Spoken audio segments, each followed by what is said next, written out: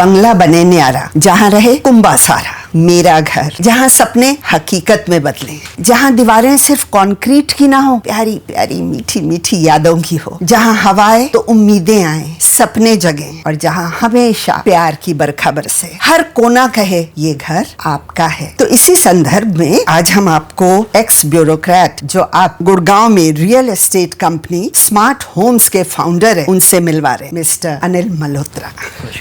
आप बताएंगे कुछ इस विषय में? हाँ मैडम, रियल एस्टेट के बारे में। हाँ जी जी। हाँ, रियल एस्टेट के बारे में अगर मैं बताना चाहूँ आपको कि रियल एस्टेट जो हम तो सिर्फ गुरुग्राम में काम करते हैं, तो गुरुग्राम इस समय जो है रियल एस्टेट का हब बना हुआ है, जिसमें कि सारे एनसीआर से आपके लोग गुड़गांव में आना चाहते हैं। वो किस लिए आना चाहते हैं? वो इसलिए आना चाहते हैं कि यहाँ पे आपको गेटेड सोसाइटीज, 100% पावर बैकअप और क्लब की फैसिलिटीज, स्विमिंग पूल की फैसिलिटीज, हाई सिक्योरिटी, ये ऐसा एनवायरनमेंट मिल रहा है जो कि कई लोगों को अट्रैक्ट कर रहा है। पूरे एनसीआर क्या, जो एनआरआई हैं वो भी बहुत ही ज्यादा इसके अंदर अपना इंटरेस्ट शो करते हैं, और एनआरआई की बहुत इन्वेस्टमेंट है जो कि गुरुग्राम के अंदर। अब आप गुरुग्राम के बारे में कुछ भी पूछना चाहें मेरे से पूछ सकते हैं। तो मैं आपसे यही कहूंगी, जो मैंने अनिल जी के बारे में सुना है, जैसे आप बता रहे थे कि अपनी डीलिंग में बहुत पारदर्शिता व्यक्त करते हैं, जो है वो ही बताते हैं। हम जैसे उन्होंने इतनी क्वालिटीज़ बताई कि बिल्डिंग जो उनकी होती हैं उनमें ये क्वालिटीज़ होती हैं, ये फैसिलिटीज़ देते हैं,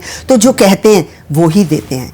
कस्टमर्स को बढ़ा चढ़ा के बातें नहीं करते, कस्टमर्स को बिल्कुल सेटिस्फाई करते हैं, ताकि कस्टमर्स को लगे कि जो प्रॉपर्टी वो खरीद रहे हैं वो वैल्यू फॉर मनी जी। हाँ, इसके बारे में मैं ये कहना चाहूँगा कि मैंने जब से ये रियल एस्टेट की कंपनी शुरू करी है, मेरा एक ही प्रिंसिपल है, मैं किसी को भी वही प्रॉपर्टी ऑफर करता हूँ जो मैं पहले सोचता हूँ क्या ये मैं अपने लिए खरीदूंगा। अगर मेरे को सारी चीज़ों में उसकी सेटिस्फेक्शन होती है, लीगल एंगल से भी, बिल्डर के एंगल से भी, टेक्निकल एंगल से भी, तभी मैं उसको अपने क्लाइंट को ऑफर करता हूँ। अदरवाइज बिल्कुल भी हम डिस्प्यूटेड प्रॉपर्टी, या जिसमें कोई वहाँ का आसपास, कई प्रॉपर्टीज के आसपास हिडन चीजें होती है, बैक साइड में नाला जा रहा है, किसी को नहीं पता होता है ना वो, लेकिन हम लोगों को पता होता है, तो हम ऐसी चीजों में डील ही नहीं करते, ना हम किसी को रेफर करते। अब ये बात हुई प्रॉपर्टी की, आप एक काम और करते हैं, अंडर प्रिविलेज्ड यानी गरीब बच्चों को, औरतों को संरक्षण देते हैं, उनके लिए एक एनजीओ चलाते हैं जिसका नाम है सहज शक्ति। इस विषय में भी कुछ बताएंगे हमारे दर्शकों को? जरूर। हमारी फाउंडेशन है सहज शक्ति फाउंडेशन, मैं और मैडम मीनाक्षी रंजन है, उसको हम ऑपरेट करते हैं। ये फाजिलपुर विलेज के अंदर है, जिसके अंदर कि हम एक तो जो बच्चे कभी भी स्कूल नहीं जाते, 7, 8, 10 साल के हो जाते हैं, उनके माँ बाप कभी सोचते ही नहीं उनको स्कूल भेजने की, उनको हम सर्च करके अपने एनजीओ में लाते हैं और उनको इस लेवल तक पढ़ाई कराते हैं कि उनको हम रेगुलर स्कूलों में एडमिशन करा पाए। हमारे काफी बच्चे जो है हमारे डीपीएस सेक्टर 45 इवनिंग ब्रांच में हमने एडमिट कराए हैं, जो कि हमें सोच के बहुत प्राउड होता है कि वो बच्चा कभी जो रेगुलर स्कूल में मिल गया, आज वो डीपीएस की फैसिलिटीज ले रहा है। और दूसरा, हम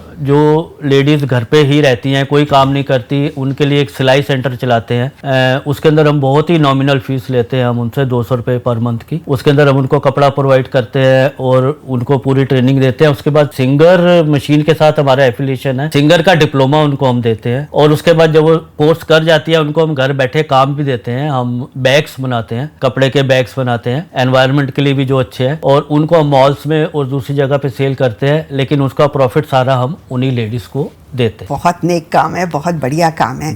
तो अब तो मैं यही कहूंगी कि आप सपनों के सौदागर हैं। Thank you. अच्छा, एक बात बताइए, कोई दूसरे शहर से गुड़गांव आता है और पाई पाई जोड़ के पूंजी कमाता है, जिस तरह चिड़ियाँ तिनके जोड़ जोड़ के अपना घरौंदा बनाती हैं, तो वो चाहते हैं कि उनका पैसा वेस्ट ना हो, वो अपना घर बना सकें, कोई धोखाधड़ी में ना फंसे, बिल्डर दिखाए कुछ दे, ऐसा ना हो। तो उनके लिए आप क्या एडवाइस देना चाहेंगे कि जो पहली बार निवेश कर रहे हैं वो क्या क्या बातें ध्यान में रखें? देखो जी, सबसे पहले तो मैं बताऊंगा, अगर आप इंडिविजुअल किसी पर्सन से डील कर रहे हो, उसका कोई मकान प्लॉट आप खरीद रहे हो, तो अपने उसकी ओनरशिप चेक करनी है कि वो एक्चुअल ओनर गवर्नमेंट के रिकॉर्ड्स में कौन है। उसके लिए आप एक वेबसाइट है cersai.org.in, इसके ऊपर कोई भी प्रॉपर्टी का एड्रेस आप डालेंगे, उसके ओनर्स की लिस्ट आ जाएगी। उसके बाद आपने ये ध्यान रखना है कि उसकी जो आप टोकन टोकन मनी दें, पेमेंट दें, वो डायरेक्टली ओनर के अकाउंट में ही दें, किसी भी उसके रिलेटिव के अकाउंट में, बेटे के, वाइफ के नहीं देनी है बिल्कुल भी। और तीसरा ये है कि आप कोई भी प्रॉपर्टी पावर ऑफ अटॉर्नी पे कभी मत खरीदें। पावर ऑफ अटॉर्नी मैं बिल्कुल भी प्रेफर नहीं करता। आपके पैसे बचाने के लिए, रजिस्ट्री का अमाउंट बचाने के लिए आप इसमें ना पड़े, इन चीजों का ध्यान रखें। और अगर आप हाई राइज में जा रहे हैं, किसी डेवलपर के साथ डील कर रहे हैं, तो उसके अंदर आपको उसका ये चेक करना है कि उसका रेरा क्या उसको गवर्नमेंट से अलॉट हो चुका है, और उसको रेरा के अंदर क्या क्या परमिशन है, क्या क्या उसके लेआउट अप्रूव हैं, उन सब चीजों को देखने के बाद ही आपने इन्वेस्ट। आपने ये टर्म यूज की रेरा, ये मेरे लिए कुछ नहीं है, शायद दर्शकों के लिए भी नहीं होगी। मैं बताता हूँ आपको। रेरा एक रियल एस्टेट रेगुलेटरी अथॉरिटी है जो गवर्नमेंट ऑफ इंडिया ने एस्टेब्लिश करी थी 2007 मई 2007 में। पहले क्या होता था कि बिल्डर्स ने प्लॉट लिया, उस पे बनाना शुरू किया, नक्शा अप्रूव कराया और उसके बाद बेचना शुरू कर दिया उसने। लेकिन अभी क्या है कि जब से रेरा आया है, कोई भी बिल्डर उसको रेरा की अप्रूवल जब तक नहीं आ जाती, उसको एक भी फ्लैट सेल नहीं कर सकता। उसके अंदर ये गारंटी हो जाती है कि इसके सारे आर्किटेक्ट के मैप्स जो हैं, सारी परमिशंस जो हैं ओके हैं, उसके बाद ही उसको रेरा मिलेगा। ठीक है ना। तो रेरा एक बायर्स के लिए बहुत ही बेनिफिशियल है। उसका क्या फ़ायदा है कि रेरा के अंदर क्लॉज है कि अगर बिल्डर ने आपको बोला 4 साल में दूंगा, 4 साल में नहीं देता, तो आप उससे पेनल्टी ले सकते हो। Very good. Delay penalty. उसके बाद स्ट्रक्चरल के ऊपर भी कुछ साल का उनका वो होता है, एक रूल है कि अगर उसके स्ट्रक्चरल प्रॉब्लम आई है इतने साल तक, तो भी वो बिल्डर उसके लिए पेनल्टी कंपनसेट करेगा, है ना। तो ऐसी बहुत सारे रूल्स हैं जो कि रेरा ने किए हैं, जिससे कि काफ़ी फ़ायदा हो गया। आज नोएडा के अंदर पता नहीं 1000 सोसाइटियाँ इसी वजह से जो डिलीवर नहीं हुई हैं, क्योंकि वो तब उस समय रेरा नहीं था। ये लोग क्या करते हैं कि आपसे कलेक्शन करी, पेमेंट, बेचा आपको फ्लैट, उसको तो बनाना रोक देंगे, आगे और ज़मीन खरीद लेंगे, है ना। आपका पैसा कहीं और लगा देते हैं। हाँ, इसके अंदर मैं एक और बात ऐड करना चाहूँगा। रेरा के अंदर अब ये है कि एक एस्क्रो अकाउंट होता है, जो कि बिल्डर को जो भी बायर का पैसा है उसके अंदर डालना पड़ता है, और उसको रेरा की अप्रूवल से ही उसमें से विड्रॉ कर सकता है। Very good. जैसे जैसे कंस्ट्रक्शन उसकी होगी वैसे वैसे उसको पेमेंट। तो बायर्स के लिए रेरा एक बहुत ही अच्छी रूल है जो गवर्नमेंट ने बनाया है। Very good. तो आपकी कंपनी स्मार्ट होम्स इन सब बातों का ध्यान रखती हैं और निवेशकों को ये सारे पेपर्स दिखाती हैं, बताती हैं, क्लियर करती हैं। बिल्कुल बिल्कुल। मैंने तो यही बताया कि मैं तो प्रिंसिपल यही है, मेरी कोई तसल्ली जब तक जिस प्रोजेक्ट में नहीं है मैं आगे रेफर ही नहीं करता। हम उस पर काम ही नहीं करते। और आजकल ना जब बात करो किसी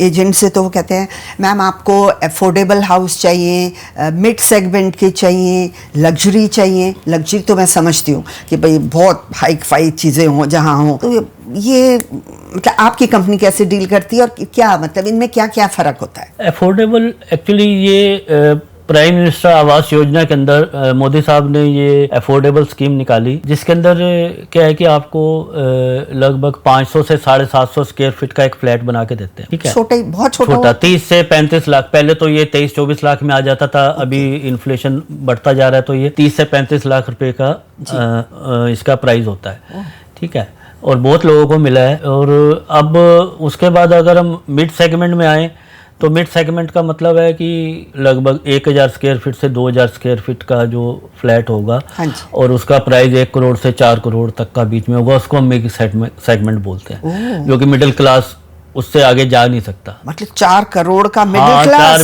हे भगवान। एग्रेड। लेकिन अब गुड़गांव का तो स्वरूप ऐसा ही कुछ हो गया है, उसको अब हाथ से निकलती जा रही है चीजें। और लग्जरी हाउसेस तो फिर पता नहीं आसमान। लग्जरी तो आप समझ लो 4-5 से ऊपर जाके, वैसे तो 100 करोड़ के भी हैं, लेकिन नए प्रोजेक्ट जो है वो 10-12 करोड़ तक के आते हैं, है ना, जो हाई लग्जरी प्रोजेक्ट हैं। उसी हिसाब से जितना आप पैसा दोगे उतनी लग्जरी आपको मिलेगी।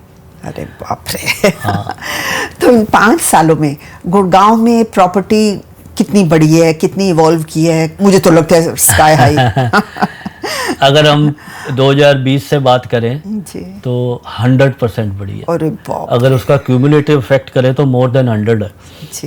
ठीक है, और इसका वही रीज़न है कि एनसीआर से अब जो देखिए, जो साउथ दिल्ली में भी रहता है, बेस्ट कॉलोनी दिल्ली की, हाँ जी, ग्रेटर कैलाश, ईस्ट ऑफ कैलाश, है ना, ये सब जो एरिया हैं साउथ एक्सटेंशन, आज वहाँ पे गुड़गांव से ज़मीन महंगी है, लेकिन रोज शाम को वहाँ पार्किंग के लिए झगड़ा होता है। ये बात तो झगड़ा होता है। वो वहाँ के लोग यहाँ पे आ रहे हैं बहुत, जी। दिल्ली से बहुत लोग आ रहे हैं जो कि एक पीसफुल एनवायरनमेंट में रहते हैं। मैं खुद दिल्ली में रहता था पहले। 7 बजे के बाद हम अगर घर जा रहे होते थे तो हमें लगता था इतना चिंता, पता नहीं पार्किंग मिलेगी नहीं मिलेगी, जी है ना। अब हम रात को 2 बजे भी आए तो हमें पता है हमारी डेडिकेटेड पार्किंग है, वो खाली पड़ी। जी जी। तो इसलिए, और बहुत सारे लोग NRI बहुत यहाँ पे इन्वेस्ट करते हैं, तो इसलिए भी पिछले 5 साल के अंदर तो बूम है बहुत। हमने लोगों को 1-1 करोड़ रुपया कमा के दिया है, मतलब जिन्होंने इनिशियली प्रॉपर्टी बुक कराई, अभी डिलीवर भी नहीं हुई, उनका 1 करोड़ प्लस हो गया। Very good.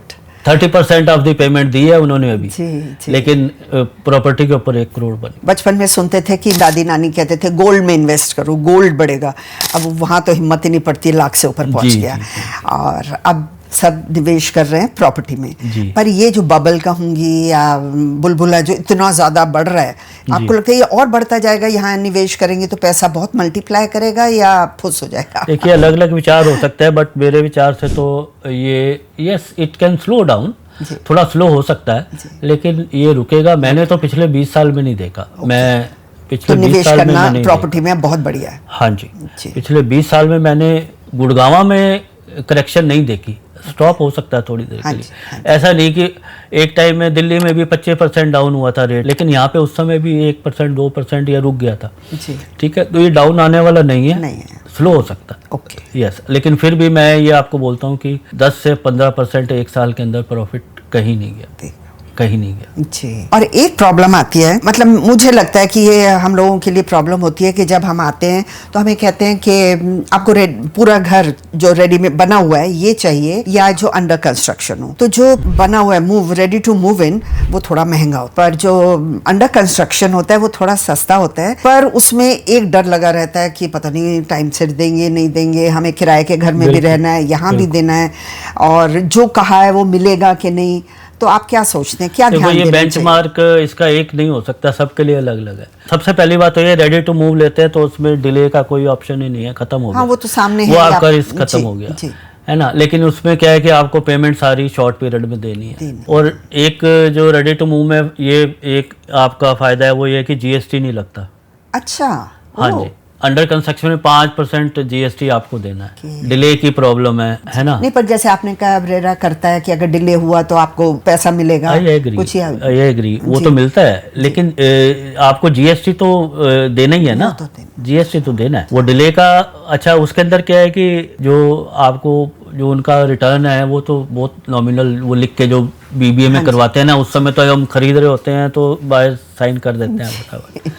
लेकिन वो डिले का उसके अंदर ये भी क्लॉज देते हैं जी, अगर एनवायरनमेंट की वजह से कहीं पे 6 महीने रुक गया तो उनको 4 साल का है तो 4.5 साल तो वो लीगली मान के चलते हैं कि बिल्कुल उसको अप्रूव भी कर देते हैं, है ना। तो हमारे को रेडी टू मूव इन में रेडी टू मूव, हाँ, लेकिन वही बात है ना कि अगर, लेकिन आपको अंडर कंस्ट्रक्शन में पीरियड का पेमेंट का स्पैन लंबा मिल जाता है। अगर आपके पास इकट्ठे पैसे नहीं है तो आप 3-4 साल में, दोनों चीज़ें अच्छी हैं अपनी जगह। ऐसा कुछ देखिए, गलत कोई भी इंसान नहीं है, आपकी किस्मत ठीक होनी चाहिए। हाँ, ये बात सही है ना। जी जी जी। तो अभी हम गुड़गांव में प्रोजेक्ट डिलीवर होते हैं, बहुत होते हैं डिलीवर, कोई दिक्कत नहीं। मैं नाम नहीं लेना चाहूँगी, मैं एक बार देख रही थी कि गोल्फ कोर्स एक्सटेंशन रोड, हाँ, वहाँ पे बहुत से घर ऐसे जो कि रुके पड़े हैं। अब वो कंपनी के नाम नहीं, वो पुराने हैं, रेरा से पहले के। अच्छा। हाँ, वो बहुत सारे खंडर खड़े हैं, आप सही कह रहे हो। खंडर क्या पूरे बने हुए हैं? हाँ, और वो बिक नहीं रहे हैं या स्टॉप हुए हैं, वो रुके हुए हैं, डिस्प्यूटेड है। जी जी जी। SPR पे भी हैं कुछ बिल्डिंग्स, लेकिन वो सारे 10 साल पुराने हैं, वो सब अभी उसका। तो ये लॉस किसका है? कस्टमर का, क्लाइंट्स का? कस्टमर का लॉस। बिल्डर ने तो अपने पैसे निकाल लिए होंगे। एग्जैक्टली, कस्टमर का लॉस है। अब लड़ते रहो आप, लीगली बैटल करते रहो, तो कस्टमर का लॉस। ओके। यस। और एक चीज़ और जो थोड़ा कंफ्यूजिंग रहती है सबके, कि एक होता है कारपेट एरिया और एक होता है सुपर एरिया। तो बिल्डर पूरे सुपर एरिया का लेता है, पर उतना एरिया तो हमें मिलता नहीं है। कारपेट एरिया एक छोटा सा कमरा मिल जाता है कि जी ये तो कारपेट एरिया है, और सुपर एरिया में पता नहीं क्या क्या गिनवा देते हैं।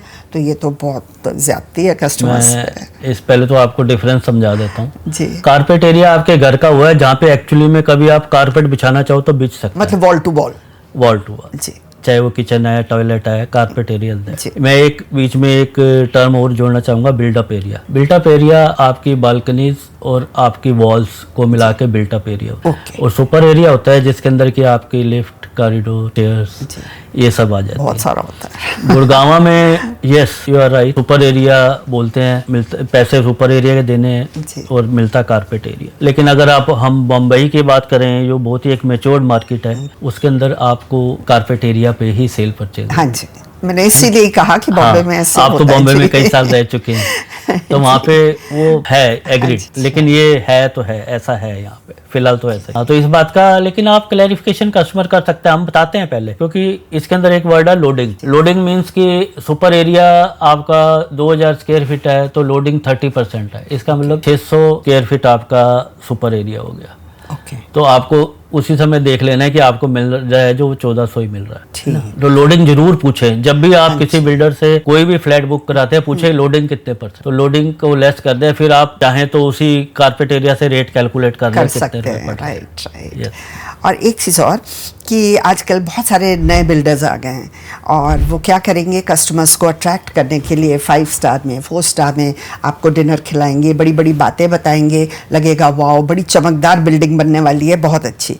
कई बार होती भी हैं, और तो कस्टमर्स को उन नए उभरते हुए बिल्डर्स के पास जाना चाहिए या आप जैसे बिल्डर्स के पास आना चाहिए स्मार्ट होम्स लेने के लिए? देखो, मैं कोई किसी को गलत कहने वाला कुछ नहीं हूँ, लेकिन मेरी राय यही होती है हमेशा कस्टमर को कि आप वही जगह इन्वेस्ट करें जो कि कम से कम 2-3 प्रोजेक्ट डिलीवर कर चुका हो। तो उन बेचारों को कोई चांस नहीं मिलेगा आगे बढ़ने का? नहीं, ऐसा नहीं है, लेकिन अब मैं तो अपनी राय बता रहा हूँ आपको। जो चीज़ आती है मार्केट में सेट होती है, ऐसी बात नहीं है। नए बिल्डर भी होते हैं, बट डेफिनेटली उनका पहला प्रोजेक्ट उनको बेचने में बहुत मुश्किल होती है, बहुत मुश्किल होती है, क्योंकि तभी वो बहुत चीजें अट्रैक्ट करने के लिए देते हैं जी। हाँ, ट्रस्ट जो है ना वो आते आता है, टाइम के साथ आता है। तो और जो मार्केट में डिलीवर कर चुका है 4-5 प्रोजेक्ट, आप आंख बंद करके आप उनसे ले सकते हैं। राइट। हाँ। और आपके ख्याल में आजकल गुड़गांव में कौन सा एरिया ऐसा है जहां पैसे इन्वेस्ट करने चाहिए, आगे बहुत फ्लरिश करेगा, आगे बढ़ेगा? देखो, जो इस समय बिल्कुल पीक पे चल रहे हैं, वो सबसे महंगा तो गोल्फ कोर्स रोड है। ओके। उसके बाद गोल्फ कोर्स एक्सटेंशन 25,000 पे स्क्वायर फीट, 20 से 25,000 पे। बाप रे। उसके बाद SPR जो कि 18 से 20,000 पे। उसके बाद आप आ जाओ द्वारका एक्सप्रेसवे, जी।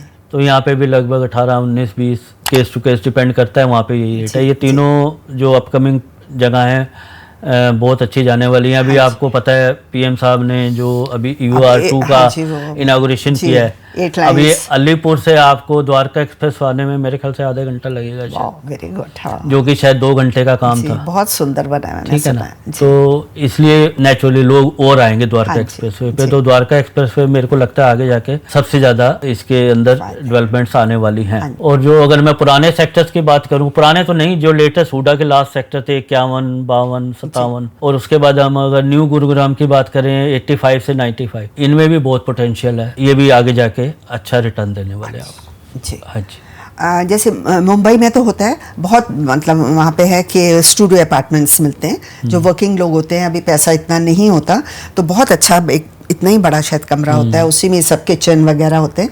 तो यहाँ पे भी इस तरह के हैं वर्कर्स के लिए गुड़गांव में मिलते? बट यस हैं, अभी 5%, 10% हैं। आपके कंपनी स्मार्ट होम्स है, उनके पास है कुछ? हमारी कोलैबोरेशन है कुछ लोगों के साथ जो कि बनाते हैं। हाँ है, द्वारका एक्सप्रेसवे के ऊपर है जी, वहाँ पे भी है, और इधर आपका सेक्टर 57 में भी है M3M के पैरागॉन के नाम से बन रहे हैं। अच्छा। हाँ, स्टूडियो अपार्टमेंट है जी। तो बहुत बातें हो गई आपने काफी अवेयरनेस दी हमारे दर्शकों को भी और मुझे भी। अंत में ये पूछना चाहूंगी कि आगे आने वाले 5 साल में आप क्या भविष्यवाणी करते हैं रियल एस्टेट? मैं इससे पहले थोड़ा सा अपनी तरफ से भी जी प्लीज थोड़ा सा अपने प्रोजेक्ट के बारे में बिल्कुल बिल्कुल है ना जी। मैंने जैसे बताया कि हम क्या है कि अगर हम अफोर्डेबल, तो देखो गवर्नमेंट की पॉलिसी के हिसाब से, अगर हम मिड सेगमेंट में आए, जो मैं रिकमेंड करना चाहूंगा किसी को भी, उसके अंदर हम त्रहान लग्जरी फ्लोर्स, अगर आपने नाम सुना हो, ठीक है, ये आपको बहुत अच्छी, आपको जो फ्लैट देंगे उसके अंदर आपका बेसमेंट में ऑफिस होगा, उसके बाद स्ट्रीट में पार्किंग होगी, और उसके बाद आपका टेरेस एक फ्लोर होगा, टेरेस के ऊपर आपका 1/4 स्पेस होगा। ठीक है, मतलब ये मैं उनकी बात कर रहा हूँ। मिड सेगमेंट में ज्यादातर आते हैं स्ट्रीट +4, उसके अंदर आपका प्राइस ज्यादा सूट करता है। ठीक है, मतलब आप कह रहे थे कि 4 करोड़ के? हाँ जी, उससे ज्यादा, उससे नहीं, 1 करोड़ से लेके 4 करोड़ में भी मिलेगा? 1 करोड़ में नहीं मिलेगा, आपको सोना में मिलेगा। अच्छा। इनके जो प्रोजेक्ट हैं ये जैसे एसपीआर के ऊपर है तो 2 करोड़ 30 लाख रुपए से शुरू हो जाता है, गेटेड सोसाइटी के अंदर है। अच्छा। बहुत अच्छा प्रोजेक्ट है, जी। इसमें ले सकते हैं। उसके बाद हमारे जो लग्जरी में जाएं तो स्टील+4 में एक सोसाइटी है मार्बेला, उसको हम सोसाइटी नहीं कहेंगे, रिजॉर्ट कहेंगे एक्चुअली। अगर आप जब उसके अंदर आप घुसेंगे आपको लगेगा आप केरला के किसी रिजॉर्ट में आ गए। पूरे विलाज हैं उसके अंदर, और एमआर ने बनाया था तो कुछ उसने जो है उसके अंदर प्लॉट्स भी बेचे थे थोड़े से, तो उसमें से कुछ में हमारा काम चल रहा है, जिसके अंदर की आपका स्टील+4 है। वो एक बहुत ही लग्जरी सोसाइटी है, हाई सिक्योरिटी है उसके अंदर, पावर बैकअप है, सब फैसिलिटीज हैं, क्लब है। उसके अंदर जो एक फ्लोर है वो 5 से स्टार्ट होता है, 5 करोड़। मिडिल क्लास वालों के लिए तो मुश्किल है। हाँ, उनके लिए मुश्किल है। मतलब लग्जरी के लिए तो फिर ठीक हाँ, है। वो साउथ ऑफ गुरुग्राम में जा सकते हैं सोना हाँ जी। में, वहाँ पे भी, लेकिन 1.5 से ऊपर नीचे थोड़ा सा मुश्किल है फ्लोर का मिलना।